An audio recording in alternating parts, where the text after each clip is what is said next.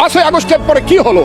এইখানে ইউনূস সরকার ছিল, আমি শিল্পকলার সামনে থাকি, একটা গান হইতে পারে নাই, একটা নাটক হইতে পারে নাই, একটা লালনের গীতি হইতে পারে নাই, একটা বাউল গান হইতে পারে নাই। সবকিছু কালো শক্তি ধ্বংস করে দিয়েছিল। তারা বলেছিল কোন মুক্তিযুদ্ধ হয় নাই, 47-এর যুদ্ধ হয়েছে, আর 24-এর যুদ্ধ হয়েছে, আর 71-এ গন্ডগোল হয়েছে। সেই দিন মুক্তিযোদ্ধা হিসাবে আমি বলেছিলাম, এই আলবদর রাজাকারের বাচ্চারা, এখনো কিন্তু ফজলুর রহমানদের মতো মুক্তিযুদ্ধরা জীবিত আছে। এই দেশে মুক্তিযুদ্ধ হয়েছে, মুক্তিযুদ্ধ সত্য, 30 লক্ষ লোক জীবন দিয়েছে, এটাও সত্য। তখন তারা প্রচার করতে শুরু করলো তারা বাংলায় 2/3 মেজরিটি পেয়ে তারা পাস করবে। আমি হতভাগা ফজলুর রহমান বলেছিলাম, জামাত জোট যদি মেজরিটি পায় তাহলে আমি 20 খাবো।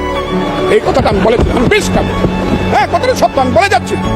এবং তারা কোনোদিন যুদ্ধে জয়লাভ করতে পারে না, রাজনৈতিক যুদ্ধে, কারণ তাদের পূর্বপুরুষ বাংলাদেশ চায় নাই। বাংলাদেশ যদি থাকে, এই বাংলায় শুধু বেলিচা মিলিয়ার জুই ফুল ফুটে না, এদেশের রক্তগুলাপ রক্ত জবাও ফুটে।